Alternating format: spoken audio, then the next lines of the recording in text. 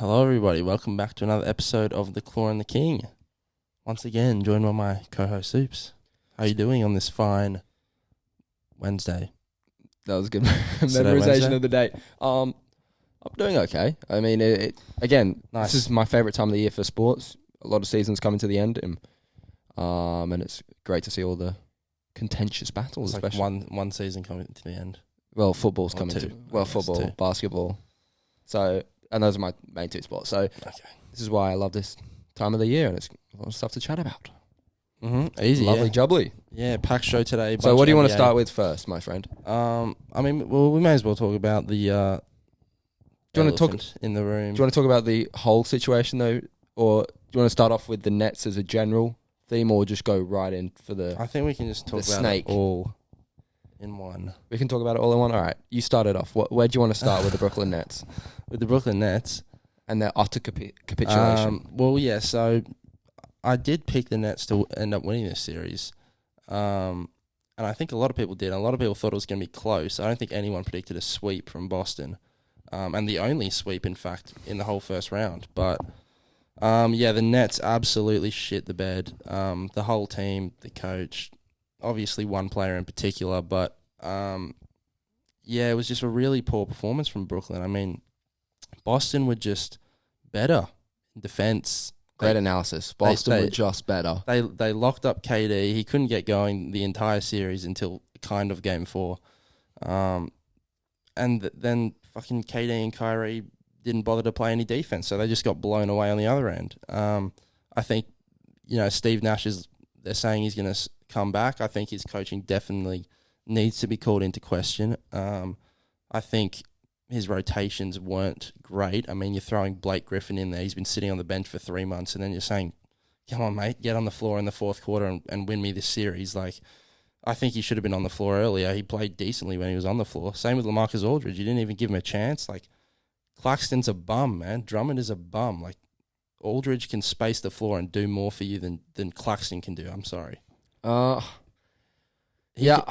I think the Nets' problem the entire year was just the chaos that was going on behind the scenes. I mean, we'll talk about Ben Simmons probably more in detail, but even with the Kyrie situation where Brooklyn said they'd suspend him and then even though he can play away games, they won't play him away games. And then he came back for away games, and then the mandate changed and chopped and changed throughout the sort of season, and it was just an absolutely weird season for the Nets. And I think a lot of people, and a few people actually predicted that it would end like this. If you look at Nick Wright maybe on... But that guy's full of hot takes. I don't like a lot what he full of says, hot but takes. I mean, he has said the entire year that they're an utter capitulation and they won't do anything in the playoffs and they'll get bounced in the first round. And I thought they'd lose the series as well. I thought it'd be a tighter series. I thought maybe it'd go to 6 or 7, but I felt Boston were in a much better groove, and I think as a team they play much better. And I do not rate Steve Nash's coaching at all. It's reports coming out right now that Kevin Durant and members of the team and backroom staff still want Nash to be the coach for next season, and I just... Because he's a yes man, so... Yeah, but I just can't understand why. I mean, surely you have a drive to win, and he's clearly failed twice with elite level talent. Yeah, so but it's the not... players are to blame as well. Well, yeah, obviously the players are to blame as well, but it's a coach's job to get the best out of his players. And when you have 2 superstar players, actually he had 3 superstar players last year, and he has 2 superstar players this year with good role players. I mean, they've got some decent role players, even though they got Joe Harris who's injured. They've still got some decent role players. It's just been an absolute nightmare for the Nets, and people are saying it's the biggest... not the biggest collapse ever, but, the best or the biggest failure from a team in terms of expectations at the start of the season. Second after the Lakers. Well, no, I think this is worse. I think Lakers. I think a lot of people thought the Nets this year were going to be actual championship contenders. I think the Lakers, and we've said it multiple times, I've said it multiple times, that I think the Lakers were failed to begin with. I mean, I never saw the fit with Westbrook. Well, I didn't, so... And I think obviously the Lakers are a failure, but the way the Nets just got embarrassed, and there were close games in the series. It wasn't like they got blew out every game, but you lose 4 games in a row. in a first round series. It's not great. And I think this series in particular really brought into question KD's legacy as a whole. Well, his legacy was in question before that from a lot of fans. But people still thought of him as the best player in the world. I didn't. I never for one second. A lot of people did. Yeah, and fair. After this, they're saying, I don't think he can win unless he's got 4 Hall of Famers around him. He can't.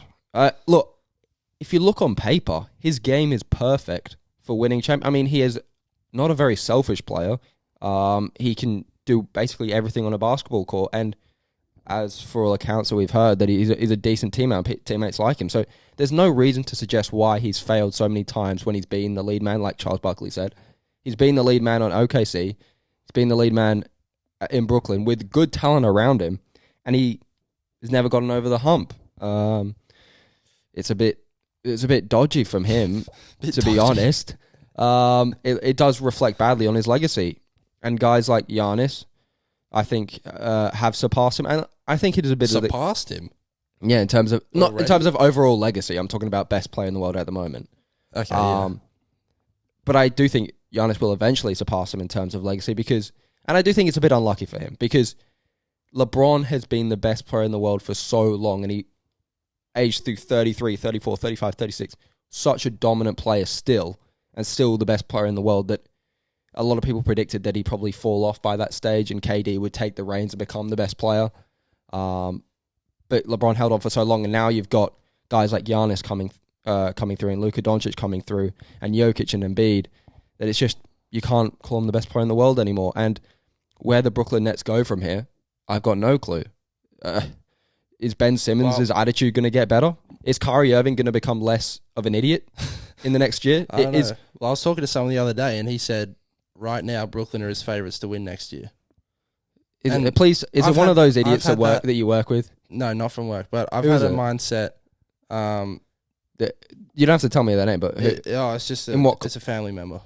Oh, but okay, it was just a bit of it. Is it a close family? Like, no, it was just but yeah, it's the mindset I've had the previous 2 years, but third time's a charm. I'm not going into next year with that mindset. Yeah, there's no look. There is.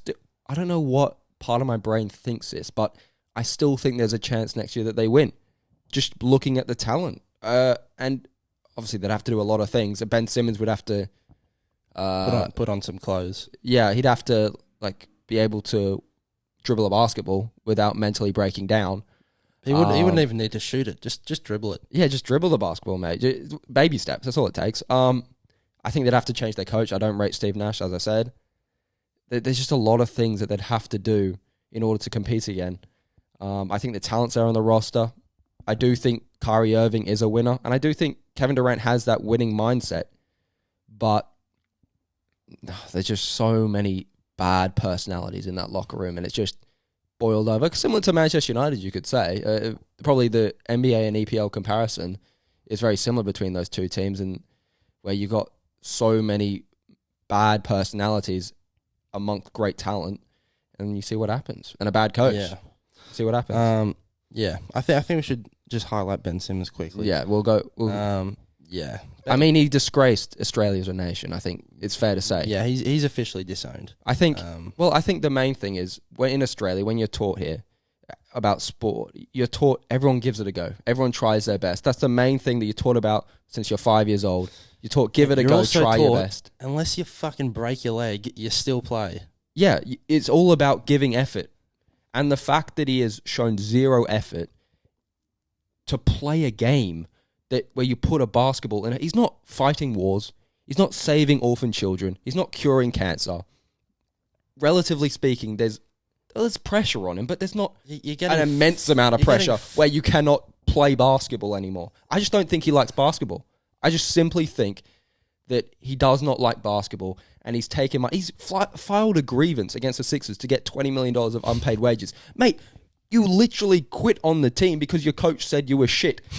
You didn't score, and rightfully so. I don't rate Doc Rivers, but you scored 0 points in 4 straight fourth quarters in the playoffs. What do you want him to say? Oh, Ben, great job, mate. Unlucky. That wasn't your fault.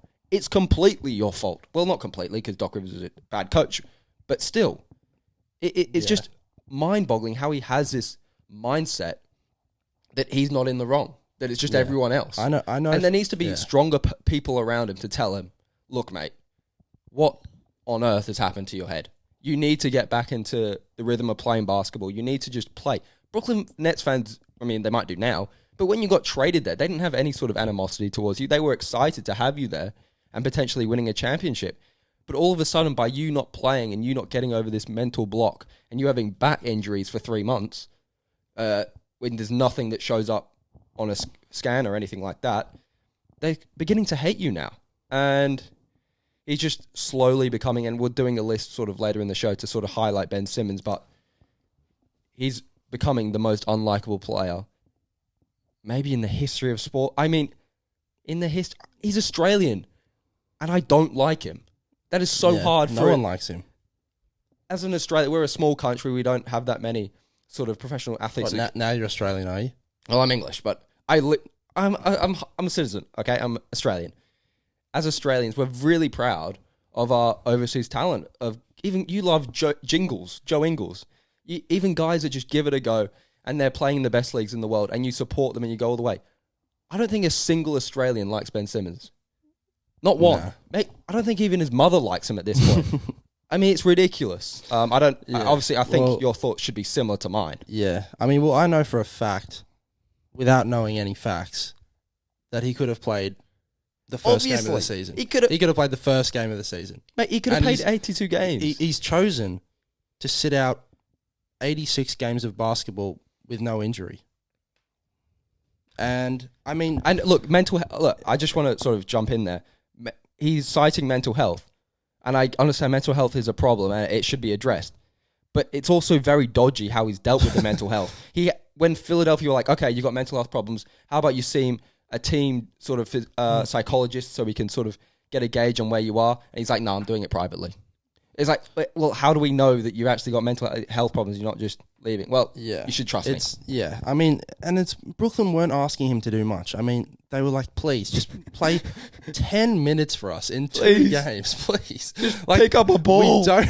We don't have any defenders, please. Like, all he had to do was play defense. They wouldn't have needed him to take a single shot. Just play defense because it's better than what Kyrie's doing if you're just standing there waving your arms. That's better than what Kyrie's doing. And... like, Brooklyn could not guard Tatum for shit. They couldn't guard Brown for shit. They couldn't guard Marcus fucking Smart. He would have been great in the series. They couldn't guard a 35-year-old Al Horford who averaged 12 points per game in his prime. Okay? All you had to do is stand there, and you could have impacted the series. Like, a fucking sore back, bro. How can you wake up with a sore back?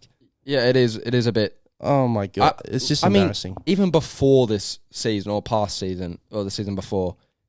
you had major problems, I think, with his development. He came into the league the same player that he was 5 years later. He has not improved since he got into the league. As a rookie, he was an unbelievable player. People comparing him to a young LeBron James. But then over time, because he never improved, and you see the lack of work ethic, obviously, that he's not going to become anything better than a good defender and a borderline all-star player for his entire career. And that's if he picks up a basketball again. Yeah, this is the fourth team he's quit on, like seriously quit on, because in college he quit, Philly he obviously quit, Brooklyn he's now quit, and for Australia he quit. He didn't show up for the Olympics. He didn't show up. I'm like, thank fuck he didn't. I don't want him playing for me anymore. And it was disappointing. We had a real chance of winning. I mean, we did win the bronze medal, but we had a real chance of competing if we had him in the team. But he didn't show up. So it's really disappointing, not only as a basketball fan, but as an Australian, watching one of your best athletes and probably one of the most promising athletes to come out of Australia in how long? Since who? Tim Cahill, maybe? I don't know. Even that. Maybe. I mean, he coming out, one of the most talented players in the history of, well, not in the history of basketball, but he's one of the talented players coming out of high school that we ever saw. In college, number one pick, goes to Philly. The future of Philly, all that tanking was for a guy like Ben Simmons, and he's just completely wasted his career. Well, I mean, he's making a lot of money. I mean, he's not even making money anymore because no one's paying him because he's just not playing. Yeah, he hasn't wasted his career yet. He's wasted the first part of his But career. I don't think it can recover. I don't think... You don't think he can recover? I think anybody but him could recover from this. I think mentally, and I'm not going to I am sort of diminishing. We are sort of diminishing his mental sort of problems. I'm not saying that he doesn't have mental problems. No, but you have to be able to overcome something at some point. You can't just say, I feel sad and never do your job ever again. Yeah, I think he's being rightly ridiculed. And do you see, like, Jamie Foxx called out Stephen A. about him ridiculing an African American athlete? Well, he's not American, so a black athlete. What? And it was just like, Stephen A's black. Yeah, and Stephen A's the biggest champion of black athletes in sport, and rightly so. We're not calling out Ben Simmons because he's black. Yeah, we're calling out Ben Simmons because he's being weak and he's not showing up for work. I mean, there are hundreds of millions of people that would kill to have his job. Yeah, but you're getting $500,000 to run up and down a court a few times. Yeah, for 10 minutes, you get $500,000. I think the Nets are starting to realize now what a mistake they've made. So I think we'll move on from Ben Simmons for now. We're going to sort of address him in a sort of a game later in the show, but it'll be interesting to see where you rank him in that. Yeah, and hopefully it's near the top. Yeah, I guess we'll move on to a bit more of a generalized NBA discussion. Obviously, in the midst of the first round right now, Boston are obviously through. Miami finished off Atlanta this morning, so they're also through. All the rest of the series is still going on, but I think you've got a good idea of how the rest of those series are going to play out and who are the real contenders at this point in the season. So who do you think have looked strong to start the postseason? Who are you thinking are going to make a deep run here? Well, we had a little chat about it. I think Dallas are looking real good. And I know it's against the Jazz. I know Rudy Gobert can't play defense against somebody smaller than 6'11", but I think they were my dark horse months ago, and I just think that with Luka performing as well as he has done in his playoff career so far, I think they're a real shot of sort of surprising a lot of teams. And that's mainly a combination of them being a good team, and I think there's not that great competition in the West at the moment because of injury, and because the Lakers and Clippers sort of been hit by injuries. Lakers maybe less so because they just, I don't know what they were doing with the team this year, but they've still got talent there, and I think a lot of people expected the Lakers and Clippers to be up that top end of the table before the season started.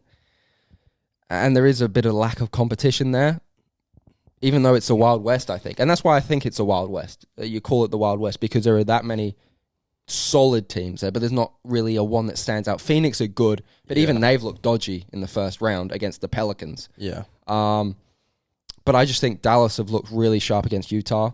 I think, obviously, Boston looked great against Brooklyn, so they're coming out. And I think Milwaukee were my championship contenders before the season started, or my main championship contenders before the season started, and I think they're looking right on course for that. They play... I know the Bulls don't have a good record at all against top teams, but they've still, apart from one game where DeRozan scored 45, they still look solid. And I think that and that's with they played great last game and Middleton was out. They dominated the entire game and Middleton wasn't even playing. So, it was encouraging to see that, and I think they'll sort of come out the East, and I think Dallas will come out the West. That's what I'm sort of seeing so far. So you think Milwaukee, Dallas finals? Sorry, my mate's gone. Henry. So yeah, I think Dallas, Milwaukee finals. I think there are other contenders. I think Boston have looked, especially since the second half of the season, they've sort of come up and maybe could get that spot. But I just think Milwaukee and Miami obviously are a contender, but I just think Milwaukee are good. And Dallas are a bit of a dark horse. I wouldn't be surprised if they didn't make it. I'll put it that way. I would be highly surprised if they did make it. But I just don't rate Phoenix that highly.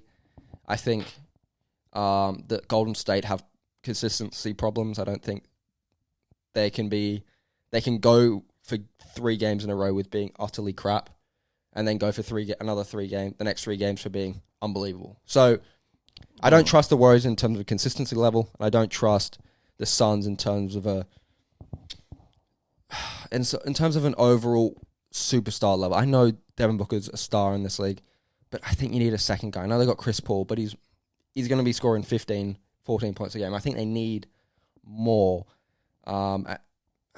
I saw them, and I think I'm maybe a bit scarred from when I saw them play the Clippers last year, and they didn't look that good, and that series should have easily gone to 7 games. But yeah, I just don't rate them as highly as other people do. That's just my opinion. What about you? Well, I think Phoenix are a better team this year than what they were last year. I think Phoenix, in the West, I think it's between Phoenix and Golden State. Obviously, depending on Devin Booker's health. If he comes back, I think it's between those two. I don't think Dallas have enough talent. I just don't. I think they do. I can't see Brunson and Dinwiddie standing up in a conference finals. I just can't see it. I can see them scoring 15 a game throughout the playoffs, and I can see... Yeah, but they're going to need some... Like, Luka can't score 50 every game. I've seen him do it 7 games in a row. I think he can. Yeah, but he lost those series. Because he didn't have Dinwiddie and didn't have Brunson, and he had a different coach who couldn't manage defense. I think he's got a bunch of guys there who can score 12 points a game. And you could say the same thing about the Suns. So maybe I'm Bridges is a gun. But I just rate Doncic over Booker. That's why I think... Okay. I think they're very similar teams, but I think Doncic over Booker, and that's why I think Chris Paul's better than everyone on Dallas. I think Ayton's better than everyone on Dallas. I don't think Chris Paul's better than... I mean, it's tough. I think Phoenix are kind of built to win a championship, but I just haven't been impressed with them against the Pelicans. And I haven't been impressed with them. Brandon Ingram's been playing out of his mind. Yeah. Look, I'm not saying that the Suns aren't sort of contenders. I probably put them second to make it out of the West. I'm not saying that they can't do it and they can't win a championship. I'm just saying. So you have Golden State third. I'd have Golden State third probably. Really? Again, I just don't. I think they can easily go 3 down in a series. I just think. But I think with Poole, Clay, Steph, like the 2 of them are probably going to fire on one night. If one of them doesn't, you can probably count on 2 of those 3 scoring 20 to 30 a night. Yeah. And then with Draymond, you've got the D, you've got the anchor, you've got the guy who can run an offense. So I just think they've got enough in Golden State. Like maybe you can say they're missing maybe a center, but yeah, fair. Draymond can lock centers up usually. So that's how I see the West. In the East, I've got Miami as my number 1 team right now. Obviously, Jimmy Bucket's my favorite player, so slightly biased. But playoff Jimmy's back this year. He's averaging over 30 so far. Probably the MVP of the first round. Wow. What kind of award do you get for the MVP in the first round? I think it should be as valuable as the regular season MVP at least. Yeah, okay. If not more. But I think, like obviously they've got so many good players. Bam, Lowry, Hero. Oladipo's emerged this week as a legitimate rotation player for them. And I think people forgot they even had Oladipo. Like, people must just think he forgot how to play basketball. But he's just been injured for about 4 years. And if you're adding him, an all-star player, if he's not injured, to that squad, I think it's scary for the East. I like Miami. Again, I just... And Miami have beaten Giannis before. Yeah, they can make it. I'm doing off gut instinct. Basically, my picks. I just think that the strongest teams in a playoff scenario are the Bucks and the Mavericks. So yeah, I mean, look, it may be a bit controversial. I think Miami could every bit make it as much as the Bucks can, and I think the Suns can easily make it over the Mavericks. But I just think that what I've seen from the Mavericks, especially in this first round, and what I've seen from the Bucks in this first round, is sort of not proven me right because the other teams have played well as well. But I just think, deep down in my heart, and when the Mavericks versus the Bucks in the finals, I'll just sit back looking at a thankful world and that I predicted it. Okay, sure thing. Quickly before we leave basketball, we'll just give Ja Morant a little bit of shine. Obviously, crazy game this morning. Game 5, Memphis end up winning. Ja probably has the dunk of the year or close to it. Crazy post over Malik Beasley. And then after Edwards hits the clutch 3 with 5 seconds left to tie it up, Ja hits the game winner. So yeah, it was just a crazy game. I think Ja's showing up. This is probably his best game of the series. Like he hasn't been playing well, to be honest, the entire series. But I think if he keeps playing like this, Memphis can potentially make a run. No, I don't rate Memphis at all. Look, it cannot be sort of ignored that the team is 20-2 when he doesn't play. That cannot be sort of swept aside. Yeah, but who cares? So I'm saying your sort of thing on Jai made an amazing dunk today. But are they really contenders? Are they really? No, I don't think they're a contender. Is he really that impactful? I just think it's entertaining. And he won Most Improved Player. And I don't think he should have won Most Improved Player. No, there was countless players. Well, not countless, but there's 3 or 4 players that have improved a lot more than Ja Morant. And I guess it maybe scoring 21 or 22 a game and then propelling into like an MVP sort of contention season is a big jump as well. But I think Giannis did that and won it, didn't he? Yeah, but I don't know, man. I just think that the Grizzlies are so solid with and without him, to be fair. They are solid with him. I'm not going to deny that. But against the Timberwolves, you're looking dodgy. And I know the Clippers lost to the Timberwolves. And Timberwolves have got a lot of critical. But they have zero experience in the playoffs. Towns is as inconsistent as I've ever seen any player in history. One game he scores 3 points, next he scores 35. But I think it's cool just watching, in my opinion, the 2 best young players in the league. Who? Going at it in a playoff situation. You think Anthony Edwards is the best young player in the league? I think him and Ja are top 2. What about Doncic? Like when I think young, I think like first 2-3 seasons. It's Doncic's. What is he? 23. He's a young player. He's like his 5th season. All right. How about rookie and sophomore? Is Ja Morant? No, Ja Morant's a 3rd-year player, isn't he? Yeah. Anyway, yeah, I think that Ja Morant, even though he's been great and he has great highlights and he's great for the game, the team does do really well without him. So it's hard to sort of judge him like that because of the... I mean, it's not his fault. I mean, it's not his fault that his team does well. I mean, they did well this year. I don't think...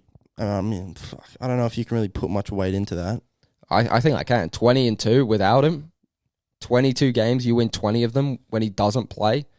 It's not like he missed 5 games and they won 4 of them. It's a big sample size. In a regular season, if you try and play defense, you're going to win the majority of your games. But yeah, win majority, but 20-2. I think if he wasn't playing today, they lose that game. Yeah. Well, good luck to the Grizzlies. I don't hate the Grizzlies, but I just don't think they're really contenders. I think the 2 seed's probably a little bit over where they really are, but you know, we've seen surprises before. We've seen good teams make finals before, with just a bunch of guys. Again, Dallas. There's a lot of teams like that in the West. I think.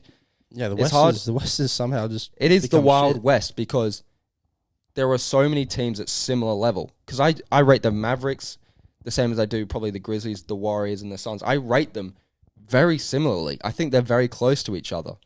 So I think it's really just, if you pick any of those teams, you're not really wrong. You're only wrong if you pick the Pelicans to win it all. That's where you're. I mean, what if they beat Phoenix? Oh God! Don't you start. I think that those 4 teams, Mavericks. Someone picked them to win. I think Chuck picked them to win. Pelicans. After they won the first game, they won game 2 or something. Yeah. It was tied. Yeah, they're losing this series. They're not winning it. If you can't beat the Suns without Devin Booker, if you lose they lost twice to the Suns without Devin Booker, you're not winning. But yeah, props to every team that's in the playoffs. Every team. Spreading the love. Go every team. Obviously, none of our teams are in, so... Yeah, it's a bit depressing. Yeah. But yeah, next segment, buddy. Next segment. What you want to have a little chat about? A big, chunky English dude had a fight on the weekend. He's a Manc. You know, he's from Manchester. He's a gypsy king. Yeah, Tyson Fury. Potentially, last time you ever see him in the ring, knocks out Dillian Whyte. Where would you rank him all time? Heavyweights? Probably number 1. You rate him the best heavyweight of all time? Yeah. I think that's a bit bold. Above Muhammad Ali and above... I think he would fuck up Muhammad Ali. Well, yeah, it's different times. Muhammad Ali was like 6'1". Yeah. Look, I think it was an unbelievable performance, again, by Tyson Fury. Just lulled him into this false sense of security and just did a massive uppercut that knocked Dillian Whyte out, who's got knockout power himself. And yeah, he did say after the fight that he was going to retire. And fucking Francis just And then Francis just runs in and is like, you know what, we might have a match. Francis has lost his head. What is he thinking? He's like, I'm not re-signing with the UFC unless they put Tyson Fury in my contract. I'm being serious. I'm leaving. Yeah, Bro, you're not a boxer. What are you doing? I don't think you'd want to face Tyson Fury. Just fucking stick to the UFC, mate. You're not a boxer. Well, he doesn't make that much money in the UFC. I think that's number He makes one. a lot of money. Hey, He's probably making 5 to 10 mil a fight. Really? Yeah. I thought he was on like 700 grand 10 weeks ago. That's his base pay, though. You make most of your money from pay-per-view points. Mm. Well, look, I think that Tyson Fury would And puts him in this that new fight. deal that the UFC is offering him up, it's going to be more than 850. It's probably going to be 2 mil or something. Yeah, I like Francis, but he has no chance against Tyson if they fight. Anyway, talk about Tyson Fury. Just an unbelievable story how he came back from depression. Battled a lot of physical things that he had to Ben deal Simmons, with. that's how you do it, Yeah, mate. it just came back from unbelievable mental health problems and became heavyweight champion of the world, really. And Anthony Joshua just went running. There's not much he could do about that. I think that was both sides. Well, Anthony at different Joshua times. has done it twice. There was just so much politics involved in that fight that it just never happened. Yeah, but Anthony Joshua also fell apart with Deontay Wilder as well. And then Joshua obviously lost against. I think if Joshua beat Usyk, they were going to do it. But well, look, at the end of the day, I think if you look at who he's beat, I mean, he did beat Deontay Wilder 3 times. The first fight, he was robbed. Yeah. He beat Klitschko. Yeah. He beat, obviously, Deontay Wilder. He's beat Dillian White. I mean, he's just beat everybody apart from Anthony Joshua, which is a bit sad. And Usyk now.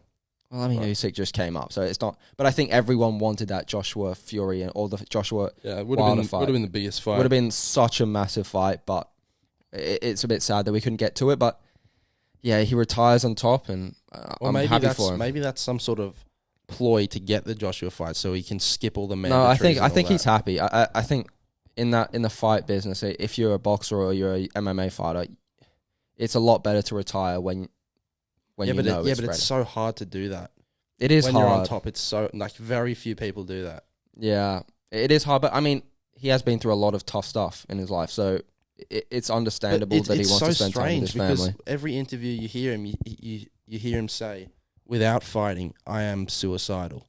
Like, if I'm not training, I well, yeah, don't like I expect him to do like charity. Well, not charity. Well, fights, I mean, but yeah, like, he has said gimmicky fights. He has said he wants to do exhibitions, which is like Floyd Conor was that type of thing. Yeah, like I that think he'll do stuff, stuff like that, but I don't think he'll sort of compete for the heavyweight championship anymore. But yeah, retires on top, and nobody can be sort of disappointed. He's had one of the great careers, great stories of all time. There'll be a movie made about him probably. Yeah, great career. And props to him. So Anya Tice. I mean, that's a name as well. That's got to be the best name for a boxer ever. Tyson Fury. Could you think of a better name? Your first name is named after Tyson, Mike Tyson, and then your second name is Fury, like one of the most scary names that you could have as a last name. That is the sickest name you could have ever had in combat sports. So yeah, rate the name, rate the man. I reckon Ollie Morgan's up there. You don't have to fucking That's air my name. That's a pretty scary name. Dude, you didn't have to fucking air my name on the podcast. That's a bit dark, dude. Oh, sorry. Dude, I'm gonna become doxed now. People are gonna dox me now. I'm just that famous. You're gonna get so many followers now. All right, next topic. Next topic, Imola. Not to be confused with Ebola. It's not It's Imola. Nothing Imola. to do with Ebola. Nothing to do with it. Look, I think it was a pretty boring race at the end of the day. Verstappen won essentially since when Sergio Perez was coming second, and he just blocked off Leclerc. Yeah, I don't know. You're obviously more of an expert on this, but obviously disappointing for Danny Rick, your favorite Danny Rick. Big shame. Carlos Sainz was unlucky in it as well, but yeah, just it wasn't. It was raining as well, so the DRS wasn't open for most of the race, and it just wasn't that interesting of a race. I think. Yeah, the DRS thing did impact it a bit. There was a lot less overtaking in the first half, 3/4 of the race. But yeah, it's unfortunate for Danny Rick because he's been driving a lot better. Definitely a lot closer to Lando, if not faster. But the car's a lot better than it was at the start. To be fair. but I mean his performance compared to Lando's. Like Lando was outperforming him at the start of the year, but now it's very close. So yeah, shame that he's gone turn one into Sainz, ruined both their races. But we move on to the next.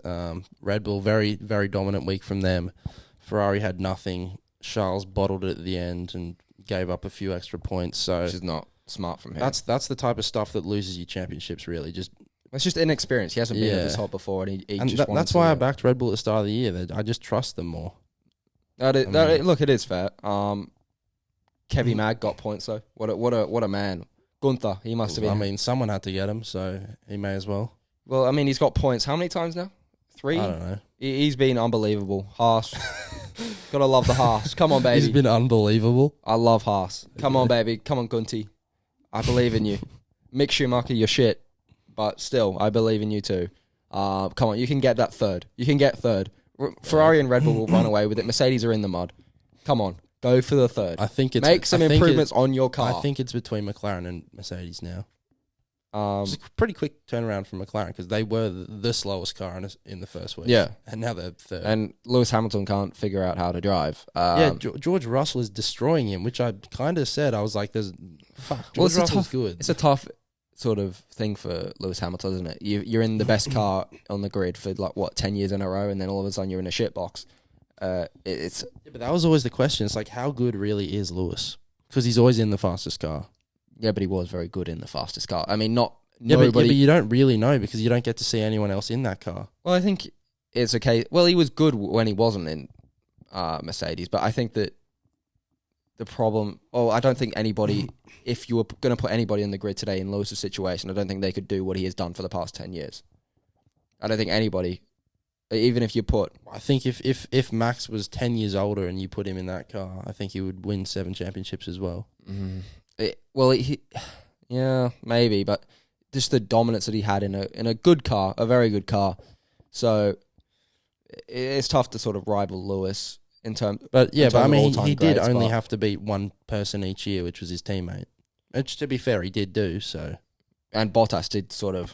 He was a bit of a good teammate. He did allow him to win a couple. Because he was so far behind, it was impossible for him to win. Yeah.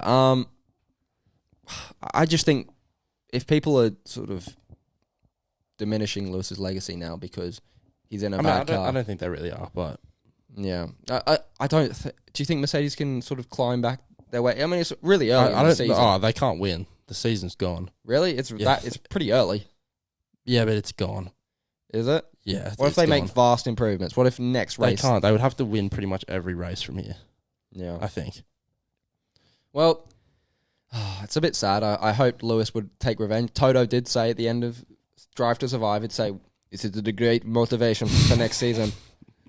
And they turn out an absolute shocker of a car. And it just is like, well, it's not that great of a season, is it, Toto? Christian Horner is just, yeah, I love to see it, baby. Yeah, like Max lapped Lewis this race. Christian Horner was probably like doing these ones under the desk. He'd probably show him in the bird as soon as he drove past him.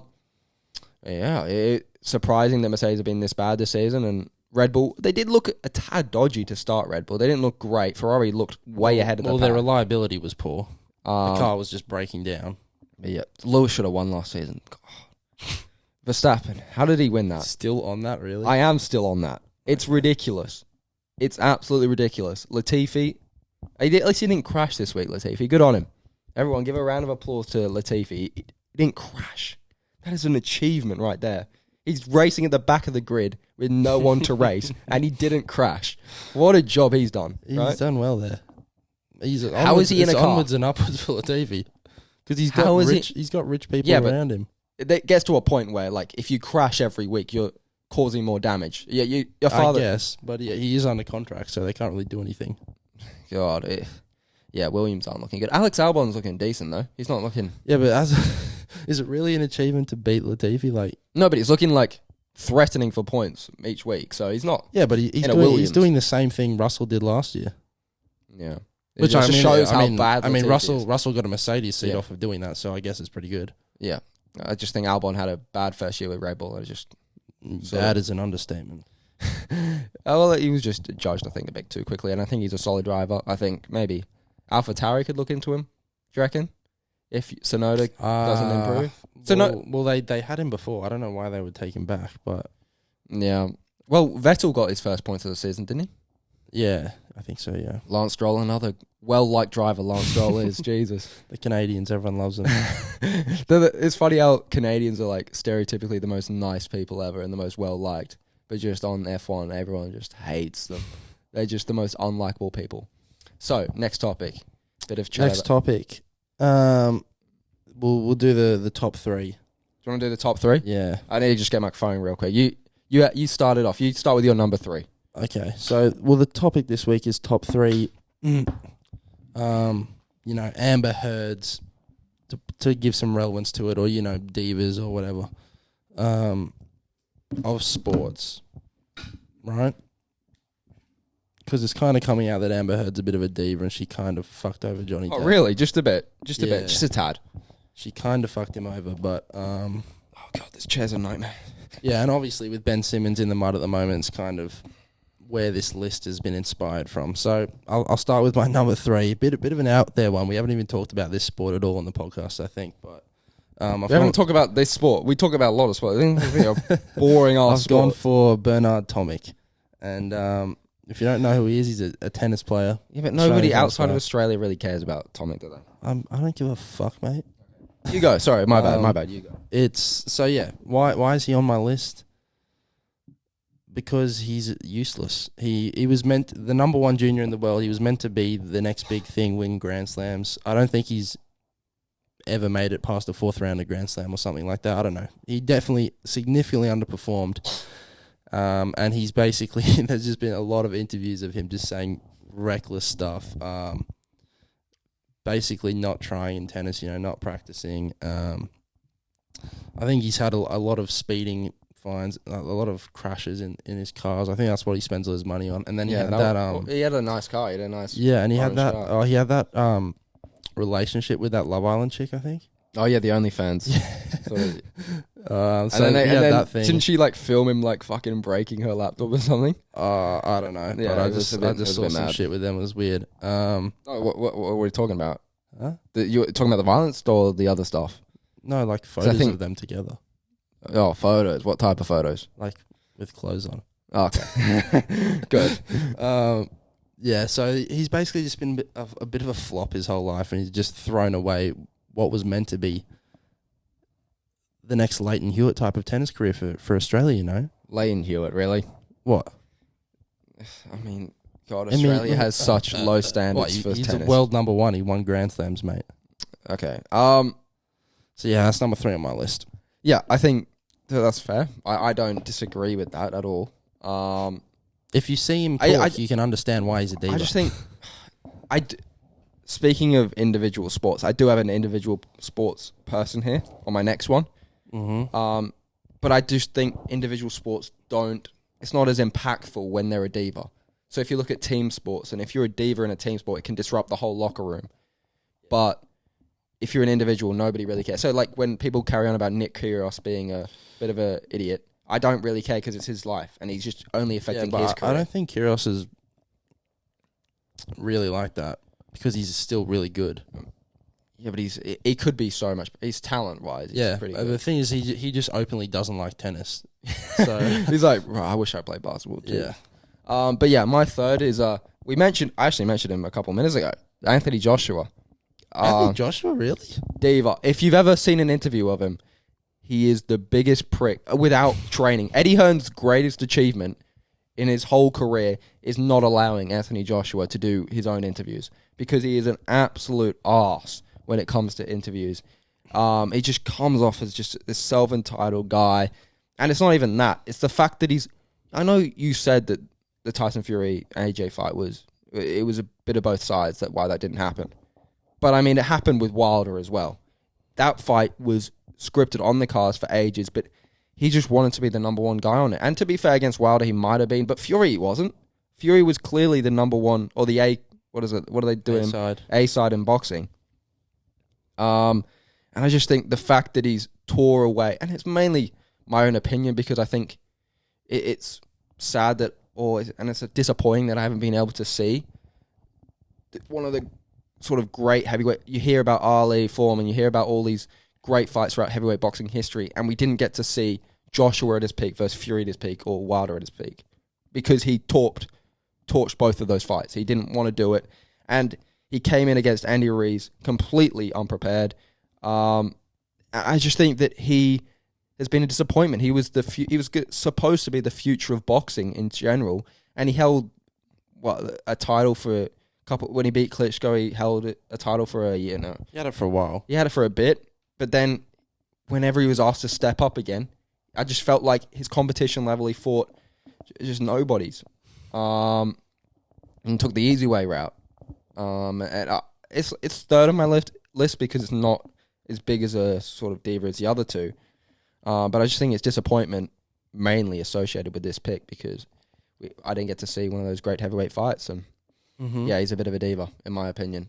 It's an underrated diva, though. It is. I wouldn't have picked him. It's not a... I don't really get that vibe from him, to be honest. It's because you haven't seen those interviews. I've watched a few interviews of him. Yeah, but it's like press conferences. It's like Eddie Hearn's right next to him telling him what to say. When he's not in front of like a PR team, he is a nightmare. He sounds like a bell end. Okay. But yeah, that's my third. Okay, all right. We'll move on to my number 2, and it is the one and only John Jones. John Jones. If you don't know, UFC fighter, formerly light heavyweight champion. If you're not familiar with him, do some research because this guy is a certified scumbag. I don't know if there's an offense he hasn't done in his life. When you talk about he's a drug cheat, and he refuses to admit that. I mean, why would you? But guys, I did drugs. My bad. And he was allowed to fight with steroids in his system, so that's something. He hid under an octagon while USADA came to test him for 4 hours, until they left. To avoid a drug test because he knew he was going to pop. He's run people over with his cars, hit his wife, done multiple illicit substances. Well, that's not that bad. It's not that bad, but still unprofessional for an athlete of his caliber. And my main, diva point on him is the dude hasn't fought in like 4 years because he wants more money. And he doesn't deserve it. He was the light heavyweight champion, stripped because he had to be suspended because of fucking criminal shit. Comes back, wins, stripped because he did more criminal shit. Comes back, wins, says, I want 40 million to move up to heavyweight. I don't want to fight anymore at light heavyweight. Dana says, fuck you, mate. You're a fucking scumbag. You can have 5 million. You're lucky you're getting that. And he said, no, I'm good, thanks.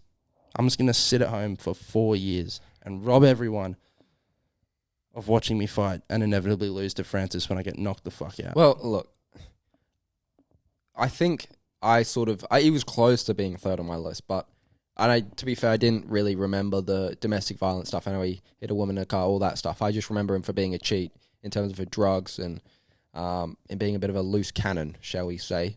But I didn't ultimately pick him because he's still, in many people's eyes, the greatest of all time. He has fulfilled his potential. He was that good and that dominant. Yeah. Even when he's on cocaine, he was so much better than everyone else. This list isn't for talent and stuff. It's for personality-wise, being a diva, being a loser, Yeah. Being a scumbag. He is a scumbag, but he just is. He's undoubtedly... He's achieved so much in his professional career that it's tough for me to sort of... I do get what you're saying, but my people on this list have also unfilled potentials because of the fact that they've been arseholes. He's been saying he's going to move up to heavyweight for a decade, and he hasn't done it because he's scared. Yeah. This is comparable to Ben Simmons not wanting to play basketball. He doesn't want the glory of going to heavyweight and certifying himself as the GOAT. I think many people do consider him as a GOAT. I don't think many do anymore. Well, if they don't, it's because they don't like him. It's not because he's a drug cheat, so none of his wins are credible. But I just look at the competition that he fought in that light heavyweight division. Probably he fought all the best in the best division at that time in the UFC was the light heavyweight division when he was champion. Yeah, and now it's the worst division, and he damn near lost to because he 2 people. Smacked around everybody and gave no one else a chance. He lost to Reyes, got the luckiest decision I've ever seen, and that dude is a bum now. Yeah. So he Well, he beat Daniel Cormier. I mean, you talk about ring rust. Ring rust is a real thing. But he smoked Daniel Cormier after he was out of 2 years or something? He was out of fighting. Yeah.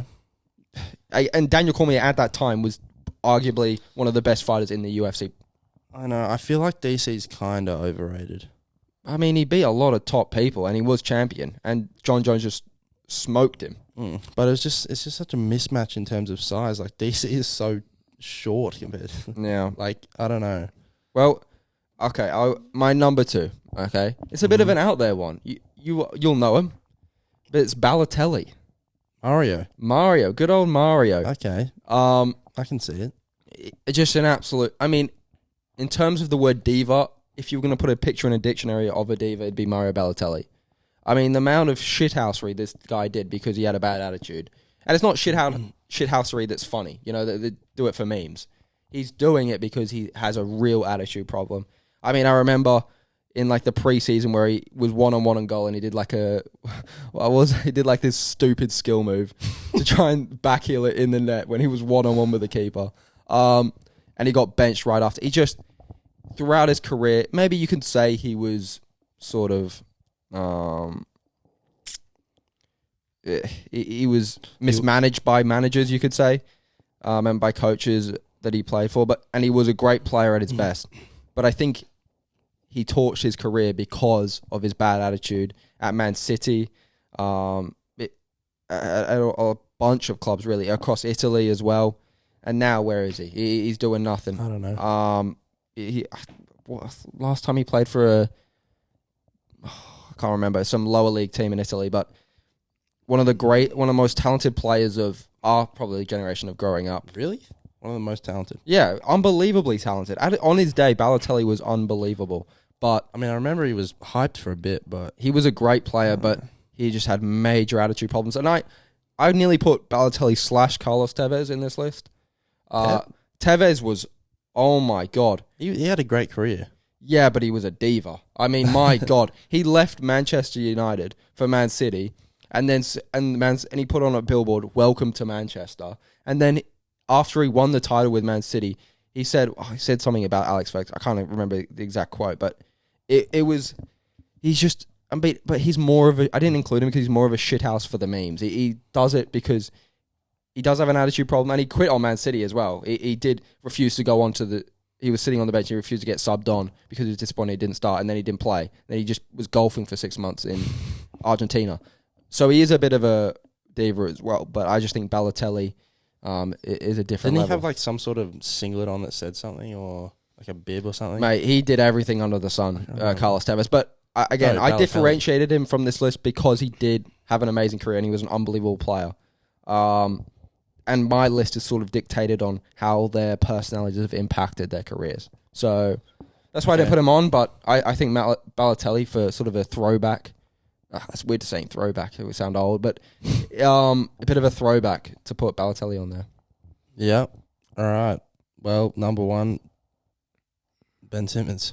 Wow, what a surprise. What a surprise. Why is Ben Simmons a diva? I don't know. Well, how about we do this briefly? Because we already did kind of roast him a bit. Yeah. We'll do it collectively because my number 1 is obviously Ben Simmons as well. Just an absolute problem child. Has no idea what a work ethic is. No idea what, how to overcome adversity. You could say. I just has the mental strength of a peanut. So I don't know what else to say about it. The guy, he just has he has all the ability in the world, but no willpower to actually do anything about it. And he has I don't know. He has no idea about the consequences of his actions. I just don't know what this guy wants, you know? He clearly doesn't like basketball. I don't know. I think he wants to be a fashion model or something, but... He doesn't like basketball. It's clear as day.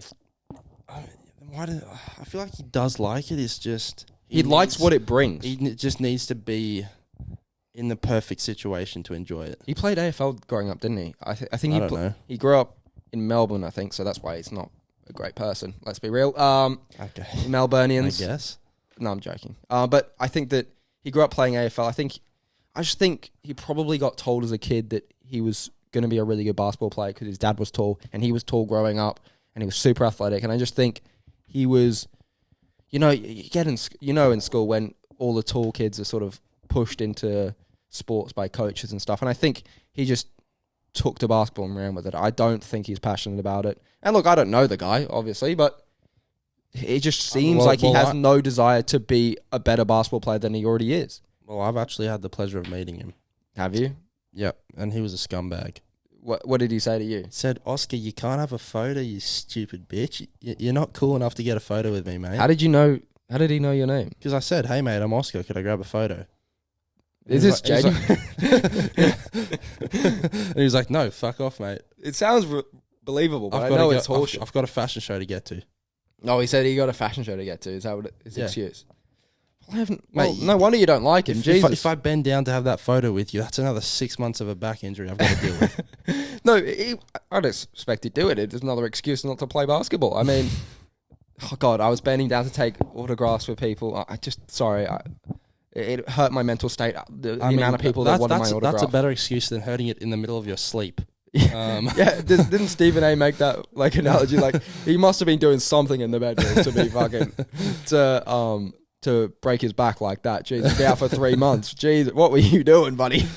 But yeah, I just think he's just an awful role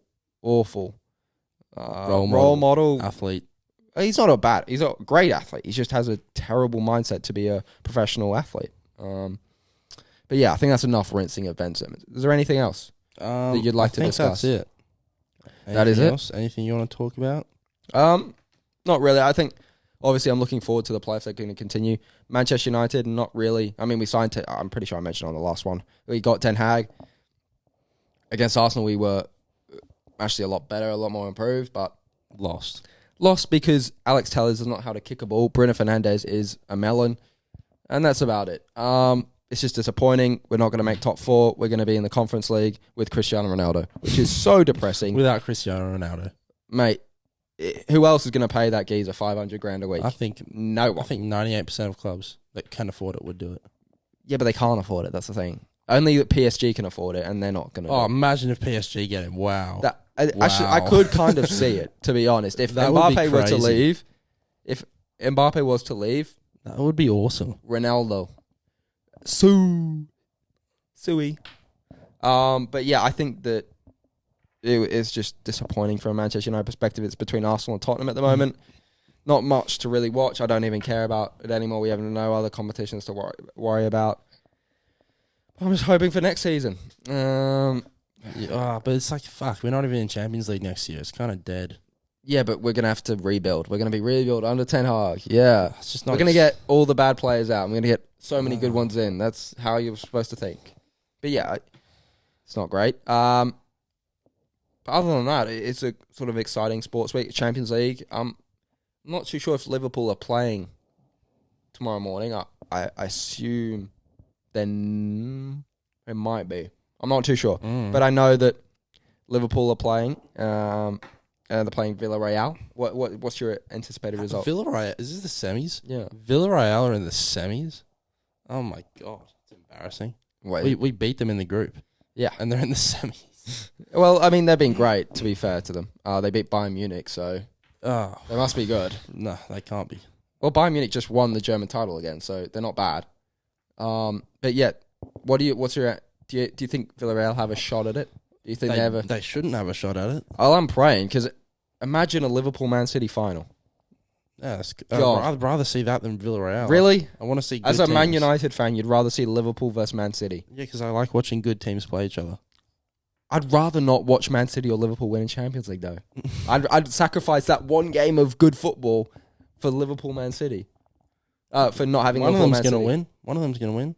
Not because Man City's going to beat Real Madrid. Villarreal. Well, Real Madrid could win against Man City, and Villarreal could beat Liverpool. That'd be the dream. Imagine that. Real Madrid. They just fall at the last hurdle as Villarreal in the Champions League final against Real Madrid. Spanish Champions League final. I'd much rather have that. When this was meant to be like the shittest the Spanish league's been in time. Yeah, but I mean, yeah, you would get a lot of Spanish fans just chatting crap about how good their league is compared to the Premier League. But yeah, a good title race as well in the Premier League. But again, between Liverpool and Man City. Mm-hmm. Well, it's just so depressing to be a football fan for Manchester United at this point. But anyway, good chat today. Hopefully, the Lakers win their next series. Oh, wait, you're not in the playoffs. Yeah, so. hopefully the Clippers win. Yeah, but we had injuries, didn't we, mate? You had a bad roster, didn't you? But yeah, thanks for listening. And do you want to send us out?